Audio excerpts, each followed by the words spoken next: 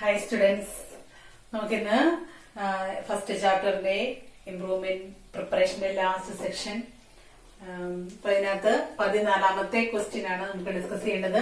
14ാമത്തെ question 14ഉം 15ഉം questions 2019 ഇംപ്രൂവ്മെന്റിന് ചോദിച്ചിട്ടുള്ള questions ആണ്. അപ്പൊ 14ാമത്തെ ക്വസ്റ്റ്യന്റെ എ പാർട്ട് നമുക്ക് വായിക്കാം. If the number of proper subsets of A set 63, ഒരു സെറ്റിന്റെ പ്രോപ്പർ സബ്സെറ്റുകളുടെ എണ്ണം 63 ആണെന്നാണ് പറഞ്ഞിരിക്കുന്നത്. Then the number of elements in the set is, അങ്ങനെയാണെങ്കിൽ ഈ സെറ്റിനകത്ത് എത്ര എലമെന്റ്സ് ഉണ്ടെന്നാണ് നമ്മളോട് ചോദിച്ചിരിക്കുന്നത്. അപ്പൊ നമുക്കറിയാം, ഒരു സെറ്റ് എ എന്ന് പറഞ്ഞ ഒരു സെറ്റ് നമുക്ക് തന്നിട്ടുണ്ടെങ്കിൽ അതിനകത്ത് അതിന്റെ പവർ സെറ്റില് നമ്മൾ ഇതിന്റെ എല്ലാ സബ്സെറ്റ്സും എഴുതും, അല്ലെ?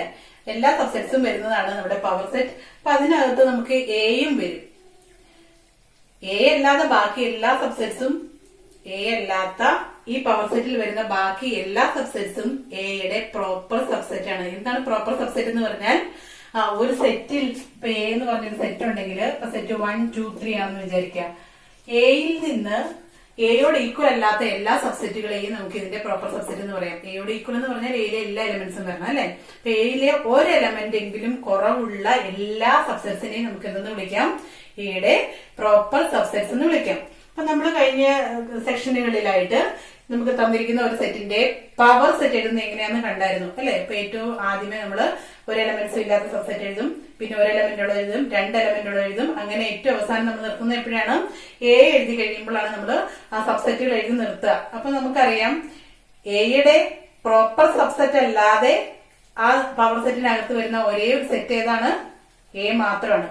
അപ്പം പ്രോപ്പർ സബ്സെറ്റുകളുടെ എണ്ണം 63 ആണ് എന്ന് പറഞ്ഞാൽ നമുക്ക് അതിനൊന്ന് പറയാൻ പറ്റും, എൻ ഓഫ് പി ഓഫ് എയിൽ നിന്ന് നമ്മൾ ഒന്ന് കുറച്ച് കഴിഞ്ഞപ്പോഴാണ് നമുക്ക് എന്ത് കിട്ടിയത്? 63 കിട്ടിയതെന്ന് പറയാൻ പറ്റും. മനസ്സിലായോ ഞാൻ എന്താ പറഞ്ഞതെന്ന്? ഇവിടെ പവർ സെറ്റില് നമ്മൾ എ എന്ന് പറഞ്ഞൊരു സെറ്റ് ഉണ്ടെങ്കിൽ അതിന്റെ പവർ സെറ്റിൽ നമ്മൾ അതിന്റെ എല്ലാ സബ്സെറ്റ്സും എഴുതും. അപ്പം അതിനകത്ത് എയും വരും, കാരണം എ എന്ന് പറയുന്ന സെറ്റ് അതിന്റെ തന്നെ സബ്സെറ്റ് ആണ്. അപ്പം എ അല്ലാത്ത ബാക്കി എല്ലാ സബ്സെറ്റുകളും എയുടെ പ്രോപ്പർ സബ്സെറ്റുകളാണ്.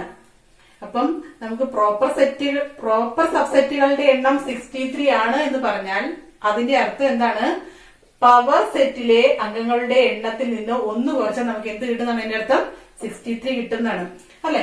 അങ്ങനെയാണെങ്കിൽ നമുക്ക് ഇതിനകത്തുനിന്ന് പറയാൻ പറ്റുന്ന കാര്യം, this implies N of P of A എന്ന് പറഞ്ഞാൽ എത്രയാണെന്ന് കിട്ടും?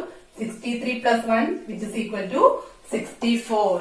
64 നമുക്ക് എങ്ങനെ എഴുതാം? 64 എന്ന് പറഞ്ഞാൽ 2 raised to 6 ആണ്, അല്ലെ? 2 raised to 5 32 ആണ്. അങ്ങനെയാണെങ്കിൽ 2 raised to 6 ആണ് 64. അറിയാമോ അതിനെ? 2 square, 2 cube, 2 raised to 4, 2 raised to 4, 2 raised to 5, 2 raised to 6, ഇങ്ങനെ 2 raised to 10 വരെ പഠിച്ചു വെക്കുന്നത് നല്ലതാണ് കേട്ടോ. 2 raised to 1 എന്ന് പറഞ്ഞിട്ടുണ്ടെങ്കിൽ 2 raised to 0 തുടങ്ങാം. 2 raised to 0 എന്ന് പറഞ്ഞാൽ എന്തിന്റെ പവർ 0 ആണെങ്കിൽ ഈക്വൽ ടു 1 ആയിരിക്കും. 2 raised to 1 എന്ന് പറഞ്ഞാൽ 2 തന്നെയാണ്. 2 സ്ക്വയർ 4, 2 ക്യൂബ്, ആ 4ന് ഒന്നുകൂടി 2 കൊണ്ട് മൾട്ടിപ്ലൈ ചെയ്ത 8, ഇതിനെ ഒന്നുകൂടി 2 കൊണ്ട് മൾട്ടിപ്ലൈ ചെയ്ത 16, ഇതിനെ ഒന്നുകൂടി 2 കൊണ്ട് മൾട്ടിപ്ലൈ ചെയ്ത 32, ഇതിനെ ഒന്നുകൂടി 2 കൊണ്ട് മൾട്ടിപ്ലൈ ചെയ്താലാണ് നമുക്ക് 2 raised to 6 കിട്ടുക. അപ്പൊ നമ്മുടെ ആൻസർ എന്ന് പറയുന്നത് എന്താണ്? 64. ആ ഒരു രീതിയിൽ ഒരു 2 raised to 10 വരെ ഒന്ന് പഠിച്ചു വെക്കുന്നത് നല്ലതാണ് കേട്ടോ. അപ്പൊ നമുക്ക് ഇവിടെ 64 എന്ന് പറഞ്ഞാൽ 2 raised to 6 ആണ്. നമുക്കറിയാം N of P of A എന്ന് പറയുന്നത് equal to 2 raised to N of A ആണ്. N of P of A എന്ന് പറഞ്ഞാൽ equal to 2 raised to n of a ആണ്. n of a ആണ് സ്ഥാനത്ത്. ഇപ്പൊ n of p of a തന്നെ നമ്മളിവിടെ കണ്ടുപിടിച്ച് വെച്ചിരിക്കുന്നത്, അല്ലെ? ഈക്വൽ ടു 2 raised to 6 എന്നാണ്. അങ്ങനെയാണെങ്കിൽ n of a എന്ന് പറഞ്ഞാൽ അതിന്റെ അർത്ഥം എന്താണ്? n of a equal to 6. ഇവിടെ നമുക്ക് ഇതിനെ ഒന്ന് കമ്പൈൻ ചെയ്ത് കഴിഞ്ഞാൽ, അതായത് ഇത് ഇക്വേഷൻ നമ്പർ 1 എന്നും ഇത് ഇക്വേഷൻ നമ്പർ 2 എന്നും കൊടുത്ത് ഇതിനെ ഒന്ന് കമ്പയർ ചെയ്താൽ നമുക്ക് എന്ത് പറയാൻ പറ്റും? That is number of elements in A is equal to 6. 6 elements ഉള്ള ഒരു സെറ്റിന്റെ നമ്പർ ഓഫ് പ്രോപ്പർ സബ്സെറ്റ്സ് ആണ് എന്ത് വരിക? 63 എന്ന് വരിക. അപ്പൊ നമ്മുടെ ആൻസർ എന്താണ്? 6. മനസ്സിലായല്ലോ? ഇനി ഇതിന്റെ സെക്കൻഡ് പാർട്ട്, 14th ക്വസ്റ്റ്യന്റെ ഫസ്റ്റ് പാർട്ട് എ ആണ് കേട്ടോ ചെയ്തത്. ഇനി ബി നമുക്ക് ചെയ്യാം. If A equal to set of all x such that x is a letter in the word mathematics, അപ്പൊ നമുക്കൊന്ന് എഴുതി പോകാം. നമുക്ക് ഇവിടെ എന്താണ് കണ്ടുപിടിക്കേണ്ടത്? എ മൈനസ് ബിയും എ ഇന്റർസെക്ഷൻ ബിയും കണ്ടുപിടിക്കാനാണ് ക്വസ്റ്റ്യൻ ഉള്ളത്. അപ്പൊ ഉറപ്പായിട്ട് നമുക്ക് പറഞ്ഞിരിക്കുന്ന ക്വസ്റ്റ്യന്റെ അല്ലെങ്കിൽ എയുടെ കറസ്പോണ്ടിങ് റൂസ്റ്റർ ഫോം വേണം അല്ലെ. അപ്പൊ X is a letter in the word mathematics. Mathematics എന്ന് പറയുന്ന ഈ വേർഡിലെ ലെറ്റേഴ്സ് ആണ് നമ്മുടെ സെറ്റിൽ വരേണ്ടത്. അപ്പൊ ഏതൊക്കെ വരും? എം വരും, എ, ടി, എച്ച്, ഇ, അതുവരെ എല്ലാം വരും. വീണ്ടും എം ആണ് വന്നിട്ടുള്ളത്, ഓൾറെഡി എഴുതി. എ, ടി ഇതൊക്കെ എഴുതി. ഇനി ഐ നമ്മൾ എഴുതിയില്ല. ഐ, പിന്നെ സി, എസ്. അപ്പൊ റിപ്പീറ്റ് ചെയ്യാതെ ഇതിനകത്ത് ലെറ്റേഴ്സ് എഴുതി കഴിഞ്ഞപ്പം നമുക്ക് വേണ്ട സെറ്റായി. എ ആയി. ഇനിയിപ്പോ വേണ്ടത് എന്താണ്? ബി. ബി എന്ന് പറയുന്ന set of all Y such that Y is a letter in the word statistics.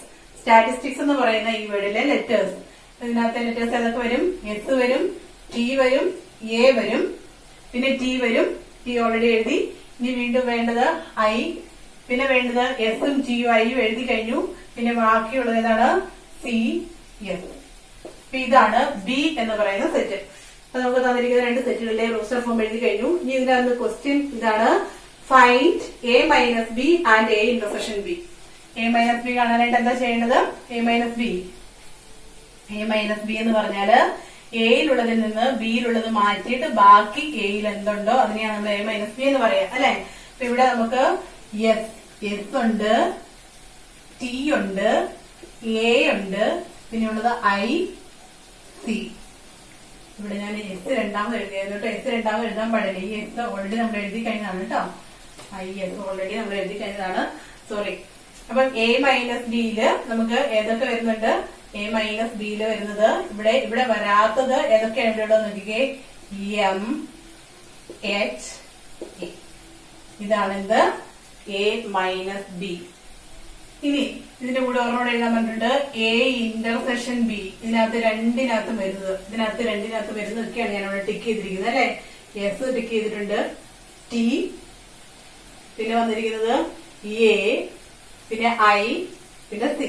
അപ്പൊ ഇതെല്ലാം ഇതിനകത്ത് വന്നിട്ടുണ്ട്. അതായത് S, T, A, I, C. ഇതാണ് എ ഇന്റർസെക്ഷൻ ബി. അപ്പൊ ഇതാണ് നമ്മുടെ 14th ക്വസ്റ്റ്യന്റെ സെക്കൻഡ് പാർട്ട് എന്ന് പറയുന്നത്. സിമ്പിൾ ആണ് അല്ലെ. ഇനി അടുത്ത ക്വസ്റ്റ്യനിലേക്ക് പോകാം. അടുത്ത ക്വസ്റ്റ്യൻ നോക്കിക്കേ. ഇതിന് തൊട്ടുമുമ്പ് നമ്മള് തൊട്ടുമുമ്പത്തെ സെഷൻ നമ്മൾ ചെയ്ത അതേ രീതിയിലുള്ള ഒരു ക്വസ്റ്റ്യൻ ആണ് 15th ക്വസ്റ്റ്യന്റെ എ പാർട്ടില്. In a survey of 600 students in a school. ഒരു സ്കൂളിലെ 600 സ്റ്റുഡൻസിൽ നടത്തിയ ഒരു സർവേയില് 150 students were taking tea, 225 taking coffee, 100 were taking both tea and coffee. ഇത്രയും ഡീറ്റെയിൽസ് ആണ് തന്നിട്ടുള്ളത്.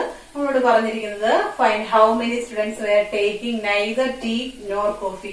ചായയും കാപ്പിയും കുടിക്കില്ലാത്ത കുട്ടികളുടെ എണ്ണം കണ്ടുപിടിക്കാനാണ് പറഞ്ഞിരിക്കുന്നത്.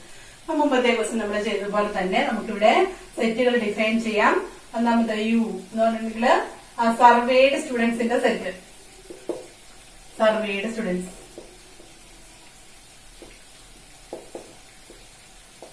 എപ്പോഴും നമ്മൾ സെറ്റ് ഡിഫൈൻ ചെയ്യണം കേട്ടോ. പിന്നെ സ്റ്റുഡൻസ് ടേക്കിംഗ് ടി രണ്ടാമത്തെ ടി എന്ന് പേര് കൊടുത്ത് സ്റ്റുഡൻസ് ടേക്കിംഗ് ടി. ഇനി കോഫിയാണ് അല്ലെ. അപ്പൊ നമുക്ക് സ്റ്റുഡൻസ് ടേക്കിംഗ് കോഫി. ഇങ്ങനെ നമ്മള് 3 സെറ്റുകൾ ഡിഫൈൻ ചെയ്ത് കഴിഞ്ഞു. ഇനി നമുക്ക് തന്നിരിക്കുന്ന ഡീറ്റെയിൽസ് എടുത്തെഴുതാം. എന്താണ് ആദ്യം വന്നിരിക്കുന്ന ഡീറ്റെയിൽസ്? ഒന്നാമത് വന്നിരിക്കുന്നത് സർവേഡ് സ്റ്റുഡൻസ് എന്ന് പറയുന്നത് 600 ആണ്. പിന്നെ തന്നിരിക്കുന്നത് number of students taking T. Number of students taking T എന്ന് പറയുന്നത് 150. പിന്നെ number of students taking coffee എന്ന് പറയുന്നത് 225 അല്ലെ. 225. പിന്നെ ഒരു കാര്യം കൂടെ തന്നിട്ടുണ്ട്, students taking both tea and coffee. അതെത്രയാണ്? എൻ ഓഫ് ബോത്ത് എന്ന് പറയുമ്പോൾ എന്ത് വരണം? ഇന്റർസെക്ഷൻ വരണം അല്ലെ. T intersection C is equal to 100. ഇത്രയും ഡീറ്റെയിൽസ് ആണ് നമുക്ക് തന്നിട്ടുള്ളത്. ഇനി നമുക്ക് വേണ്ടത് എന്താണെന്ന് നോക്കിക്കേ. Find how many students were taking neither tea nor coffee എന്ന് പറഞ്ഞിട്ടുണ്ടെങ്കിൽ രണ്ടും ഉപയോഗിക്കുന്നില്ലാത്തവരെന്ന് പറയുമ്പോൾ ടീ ഉപയോഗിക്കുന്നവർ ടി ആണെങ്കിൽ ടി കോംപ്ലിമെന്റ് അല്ലെ, ഇന്റർസെക്ഷൻ. കോഫി ഉപയോഗിക്കുന്നവർ സി ആണെങ്കിൽ കോഫി ഉപയോഗിക്കാത്തവരുടെ സെറ്റ് നമുക്ക് സി കോംപ്ലിമെന്റ് എന്ന് വിളിക്കാം. അപ്പൊ ഇതിൽ നിന്ന് നമുക്ക് എന്താണ് വേണ്ടതെന്ന് മനസ്സിലാകും. N of T complement intersection C complement എന്ന് പറഞ്ഞാൽ ഡി മോർഗൻസ് ലോ അനുസരിച്ച് this is equal to N of T union C all complement. T union സിയുടെ കോംപ്ലിമെന്റ് എന്ന് പറയുന്നത് ആ യൂണിവേഴ്സൽ സെറ്റിൽ നിന്ന് ടി യൂണിയൻ സി സബ്സ്ട്രാക്ട് ചെയ്യുന്നതാണ് അല്ലെ. അപ്പൊ നമുക്ക് എന്ത് ചെയ്യാം, N of U minus N of T union C ആണ് നമുക്ക് വേണ്ടത്. അപ്പൊ നമുക്ക് എൻ ഓഫ് യു ഉണ്ട്, N of T union C നമുക്ക് ഡയറക്റ്റ് തന്നിട്ടില്ല, പക്ഷെ നമുക്ക് ഇവിടെ കണ്ടുപിടിക്കാനുള്ള ഇക്വേഷൻ ഉണ്ട്. ഒന്നെങ്കിൽ നമുക്കത് ഇവിടെ തന്നെ കൊടുക്കാം, എളുപ്പം നമുക്ക് ഇനി മൈനസ് ഒക്കെ ഉള്ളതുകൊണ്ട് തെറ്റിപ്പോള്ള സാധ്യത ഉണ്ടെങ്കിൽ നമുക്ക് ഇവിടെ ചെയ്യാം. N of T union C എന്ന് പറഞ്ഞാൽ ഇക്വേഷൻ അനുസരിച്ച് എന്താണ്, N of T plus N of C minus N of T intersection C ആണ്. എൻ ഓഫ് ടി എന്ന് പറഞ്ഞാൽ ഇവിടെ എത്രയാണ്, 150 പ്ലസ് 225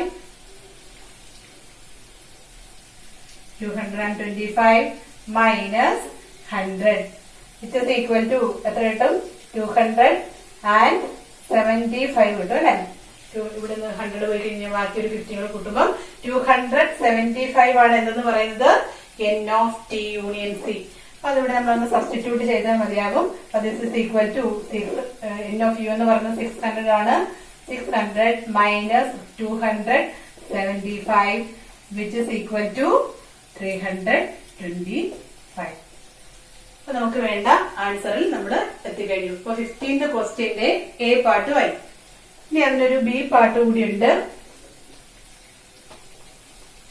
ബി പാർട്ടിൽ നമ്മളോട് ചോദിച്ചിരിക്കുന്നത് വെൻ ഡയഗ്രാം വരയ്ക്കാനാണ്. വെൻ ഡയഗ്രാം വരയ്ക്കാനായിട്ട് അറിയാലോ അല്ലെ. വെൻ ഡയഗ്രാം വരയ്ക്കാൻ വേണ്ടിയിട്ട് നമുക്ക് യൂണിവേഴ്സൽ സെറ്റ് ഒക്കെ എപ്പോഴും വേണം, അതൊക്കെ അറിയാലോ. നമ്മളോട് ചോദിച്ചിരിക്കുന്നത് draw the Venn diagrams which represents A union B complement. രണ്ടാമത് വരയ്ക്കാൻ പറഞ്ഞിരിക്കുന്നത് A complement union B complement. അപ്പൊ ആദ്യമേ നമുക്ക് എ യൂണിയൻ ബി കോംപ്ലിമെന്റിന്റെ വെൻ ഡയഗ്രാം വരയ്ക്കാം. വെൻ ഡയഗ്രാം വരയ്ക്കുമ്പോൾ നമുക്ക് ശ്രദ്ധിക്കേണ്ട കാര്യങ്ങളൊക്കെ എന്തൊക്കെയാണ്, ഏറ്റവും ആദ്യമേ എല്ലാ സെറ്റുകളെയും കൂടി ഇൻക്ലൂഡ് ചെയ്യാൻ പാകത്ത് നമുക്ക് യൂണിവേഴ്സൽ സെറ്റ് വേണം, പിന്നെ എ വേണം, ബി വേണം, എ ബി. ഇനി നമ്മളോട് പറഞ്ഞിരിക്കുന്നത് എന്താണ്, എ യൂണിയൻ ബിയുടെ കോംപ്ലിമെന്റ്. എ യൂണിയൻ ബി എന്ന് പറഞ്ഞാൽ എന്താണ്, എയും ബിയും കൂടി കൂടുന്ന ഭാഗം. അങ്ങനെയാണെങ്കിൽ എ യൂണിയൻ ബിയുടെ കോംപ്ലിമെന്റ് എന്ന് പറഞ്ഞാൽ എന്ത് വരും, ഇതിന്റെ എയും ബിയും ഇല്ലാത്ത ഭാഗം, എയും ബിയും ഇല്ലാത്ത ഈ ഭാഗങ്ങൾ മുഴുവൻ ഒന്ന് ഷെയ്ഡ് ചെയ്ത് വെക്കുക. അതിനെയാണ് നമ്മൾ എന്തെന്ന് പറയുക, എ യൂണിയൻ ബി കോംപ്ലിമെന്റ്. നിങ്ങൾ ഷെയ്ഡ് ചെയ്യുമ്പോൾ നല്ല വൃത്തിയായിട്ട് പെൻസിലൊക്കെ വെച്ച് നല്ലതുപോലെ ഷെയ്ഡ് ചെയ്ത് വെക്കണം കേട്ടോ. ഇതാണ് എ യൂണിയൻ ബിയുടെ കോംപ്ലിമെന്റ് എന്ന് പറയാം. എ യൂണിയൻ ബിയിലേക്ക് കയറാതിരിക്കുക. എ യൂണിയൻ ബി ഇതാണെന്ന് അറിയാലോ അല്ലെ. ഇതാണ് എ യൂണിയൻ ബിയുടെ കോംപ്ലിമെന്റ്. ഇനി രണ്ടാമത് നമുക്ക് വരയ്ക്കാൻ പറഞ്ഞിരിക്കുന്ന ഏതാണ്, A complement union B complement. A complement union B complement എന്ന് ചിന്തിക്കുന്നതിനേക്കാൾ നമുക്ക് കുറച്ചും കൂടി എളുപ്പം എന്താണ്, നമുക്കറിയാം A complement union B complement എന്ന് പറഞ്ഞാൽ എ ഇന്റർസെക്ഷൻ ബിയുടെ കോംപ്ലിമെന്റ് ആണ്. അത് കാണാനില്ലേ നമുക്ക് എളുപ്പം. അവിടെ നമുക്ക് എന്ത് ചെയ്യാം, നമുക്ക് യൂണിവേഴ്സൽ സെറ്റ് വരച്ചിട്ട് എന്ത് വരയ്ക്കാം, യു എ ബി. ഇത് എയും ഇത് ബിയും ആണെങ്കിൽ എ ഇന്റർസെക്ഷൻ ബി എന്ന് പറഞ്ഞാൽ ഏതാണ്, ഇതാണ് അല്ലെ.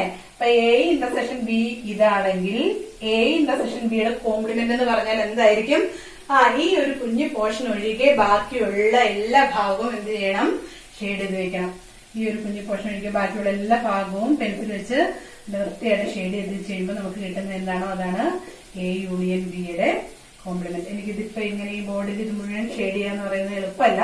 അപ്പൊ അതുകൊണ്ട് ഞാനൊരു ഐഡിയ ഒക്കെ തന്നു. നിങ്ങൾ ഇനി ബാക്കി ചെയ്യുമ്പോൾ ഈ ഒരു രീതിയിലുള്ള ക്വസ്റ്റ്യൻ ചോദിച്ചു കഴിഞ്ഞാൽ വൃത്തിയായിട്ട് ഈ ഒരു ഭാഗം ഒഴികെ ബാക്കി ഭാഗം ഫുള്ള് ഷെയ്ഡ് ചെയ്ത് വെക്കുക. അപ്പൊ ഈ ഡിമോർഗൻസ് ലോ അപ്ലൈ ചെയ്യാൻ പാകത്തിനുള്ള ഭാഗമാണ് നമുക്ക് ഷെയ്ഡ് ചെയ്യാൻ കിട്ടുന്നതെങ്കിൽ അപ്ലൈ ചെയ്തതിനു ശേഷം ചെയ്യുന്നതായിരിക്കും എളുപ്പം. അല്ലെങ്കിൽ നമ്മൾ ഇനി എ കോംപ്ലിമെന്റ് കണ്ടുപിടിക്കണം, അതിനുശേഷം ബി കോംപ്ലിമെന്റ് കണ്ടുപിടിക്കണം. പിന്നെ ചെയ്യാൻ പാടില്ല എന്നല്ല, അല്ല അതിനേക്കാൾ കുറച്ചും കൂടി പെട്ടെന്ന് നമുക്ക് ചിന്തിച്ച് ആൻസറിലേക്ക് പോകാവുന്നത് ഇതായതുകൊണ്ട് ഇതങ്ങോട്ട് അപ്ലൈ ചെയ്തതിനു ശേഷം ആൻസറിലേക്ക് പോകാം. ഇത്രയുമാണ് 2019 ഇംപ്രൂവ്മെന്റിൽ നമ്മളോട് ചോദിച്ചിട്ടുള്ള ക്വസ്റ്റ്യൻസ്.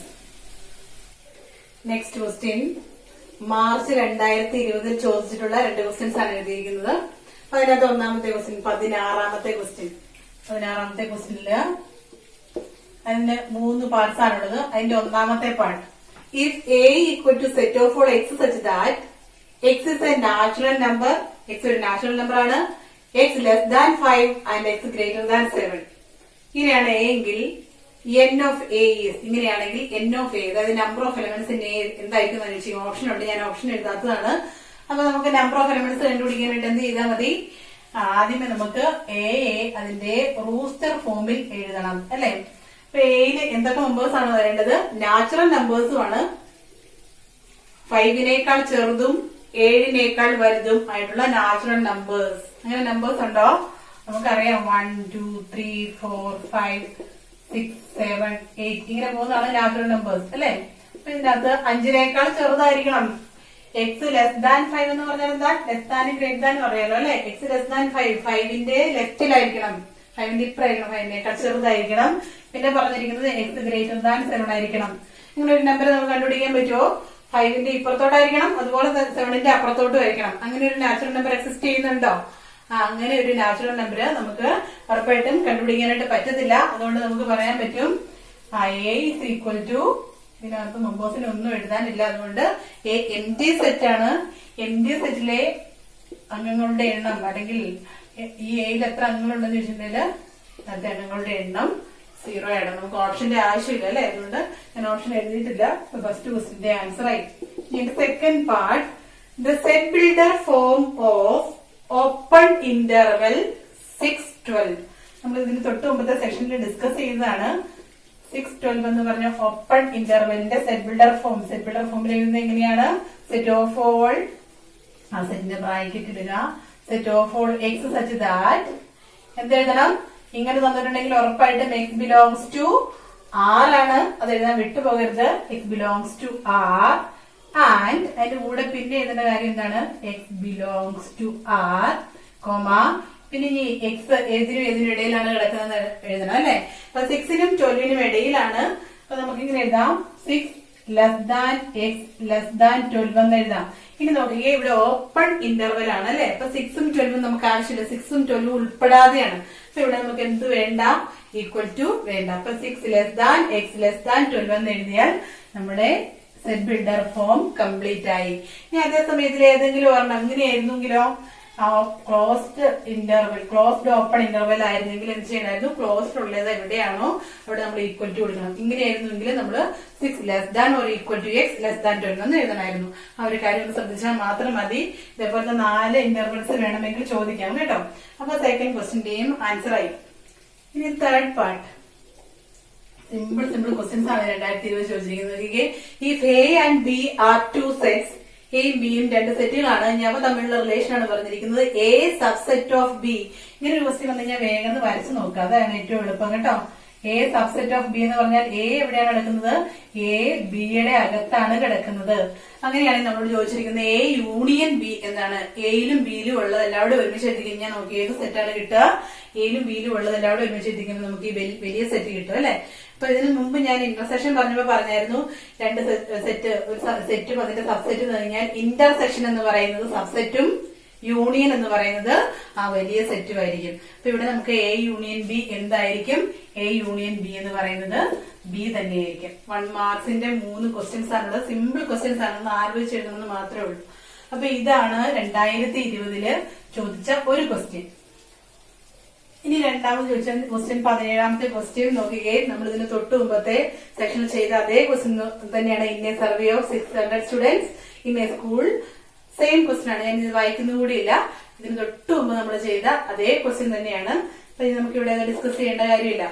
അപ്പൊ ഇത്രയും ക്വസ്റ്റ്യൻസ് ആണ് 2015നും 2020നും ഇടയിൽ സെറ്റ്സ് എന്ന് പറയുന്ന ചാപ്റ്ററിൽ നിന്ന് ചോദിച്ചിട്ടുള്ളത്. അപ്പൊ നമുക്ക് ഇതിനകത്തുനിന്ന് എഴുതാൻ പറ്റാത്ത ക്വസ്റ്റ്യൻസ് ഒന്നുമില്ല. ഇനിയിപ്പോ അടുത്ത വേറെ ചാപ്റ്ററിൽ നിന്ന് കണക്ട് ചെയ്ത് വന്നിരിക്കുന്ന ക്വസ്റ്റ്യൻസ് ഞാൻ ഓൾറെഡി പറഞ്ഞു തന്നു കഴിഞ്ഞു. എങ്കിലും ഇനി ആ ചാപ്റ്ററോട് ഡിസ്കസ് ചെയ്യുമ്പോൾ കുറച്ചും കൂടി അത് ക്ലിയർ ആയിട്ട് വന്നോളും. നിങ്ങളിപ്പോ അത് ആ ചാപ്റ്റർ വരാൻ വേണ്ടിട്ട് വെയിറ്റ് ചെയ്യണ്ട. അപ്പൊ പറഞ്ഞിരിക്കുന്ന കാര്യങ്ങള് ഒന്ന് കേട്ട് അതൊന്ന് മനസ്സിലാക്കി ഇപ്പൊ തന്നെ അതങ്ങ് പഠിച്ചു വെച്ചോളാം. അപ്പൊ അടുത്ത ചാപ്റ്റർ വരുമ്പോഴത്തേനും നമുക്ക് കുറച്ചും കൂടി എളുപ്പം വന്നോളും. നമ്മൾ ഇനി നോട്ടിലേക്ക് പുതിയതായിട്ട് ഇനി നോട്ടിലേക്ക് ഒന്ന് പഠിക്കാൻ പാടില്ല. നിങ്ങൾക്ക് എന്തെങ്കിലുമൊക്കെ ഉണ്ടെങ്കിൽ ഒന്ന് ഓടിച്ച് നോക്കി വെച്ചിട്ട് പ്രീവിയസ് ഇയർ ക്വസ്റ്റ്യൻസ് മാത്രം ചെയ്താൽ മതിയാവും. നിങ്ങൾക്ക് നല്ല മാർക്ക് കിട്ടിക്കോളും. അപ്പൊ എല്ലാവരും വളരെ ശ്രദ്ധിച്ച് പ്രോബ്ലംസ് എല്ലാം ചെയ്ത് പഠിച്ച് ഈ ചാപ്റ്ററിലെ മുഴുവൻ മാർക്കും മേടിക്കുമെന്ന് വിശ്വസിക്കുന്നു. അപ്പൊ എല്ലാവർക്കും താങ്ക് യു.